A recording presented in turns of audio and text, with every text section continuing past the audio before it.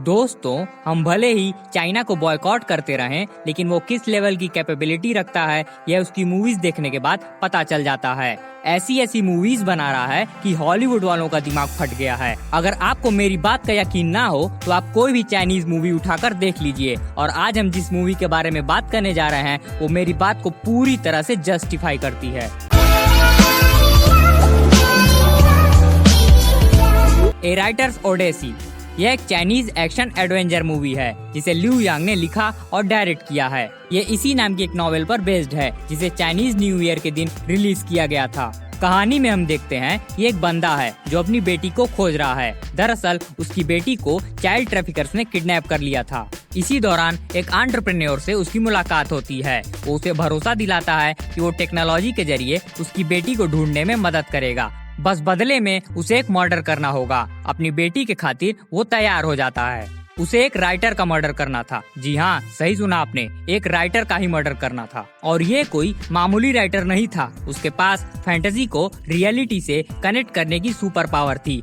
वो एक नॉवेल लिख रहा था, गॉड स्लेयर। इस कहानी को पूरा करने से पहले उसे रोकना इसलिए जरूरी था क्योंकि उस फैंटेसी की कहानी की वजह से रियलिटी में उस एंटरप्रेन्योर की मौत हो सकती थी।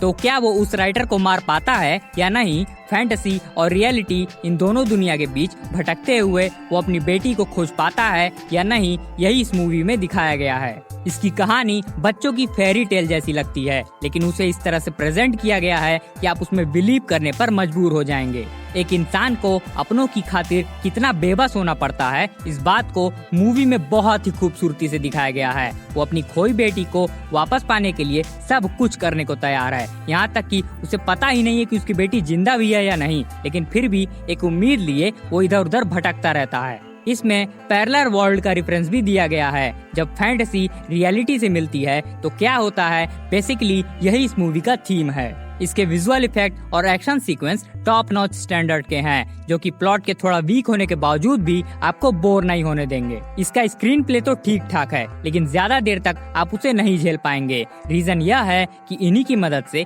मूवी में एक इमोशनल वेट देने की कोशिश की गई है, लेकिन इसका कोई फायदा नहीं होता है क्योंकि उस राइटर की फिक्शनल स्टोरी रियलिटी पर कैसे इफेक्ट कर रही है, इस बात का कोई एक्सप्लेनेशन नहीं दिया गया है और ना ही इस बात का कोई सेंस बनता है।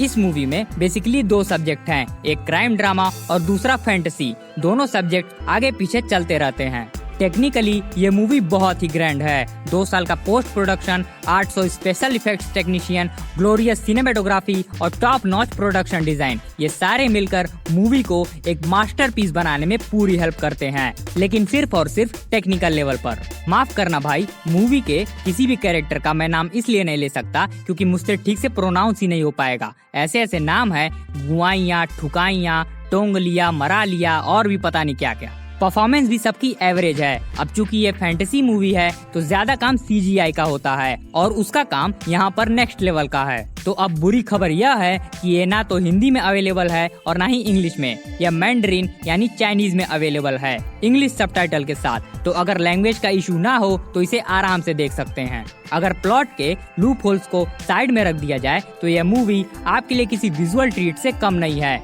ये आपका पूरा टाइम वसूल लेगी, तो इसे एक बार तो जरूर देखा जा सकता है।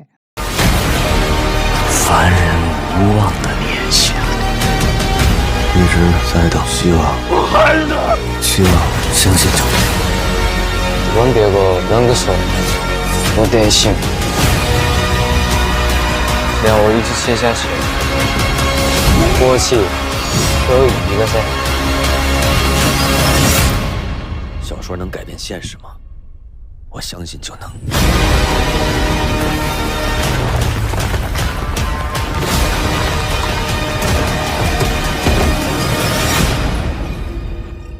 तो अगर आपने इस मूवी को देख लिया है तो उसका एक्सपीरियंस हमसे कमेंट बॉक्स में जरूर शेयर करिएगा। और अगर वीडियो पसंद आया हो तो like, comment, share and channel को भी सब्सक्राइब कर दीजिएगा। मिलते हैं नेक्स्ट वीडियो में।